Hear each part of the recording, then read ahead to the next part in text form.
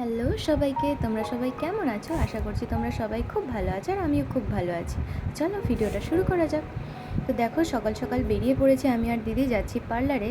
আমার সেকেন্ডে ওয়াশ করানোর ছিল, তো আমরা ওয়েট করছিলাম। তো দেখো, তারপরে আমাকে শুরুতেই আয়রনিং করা হয়েছিল।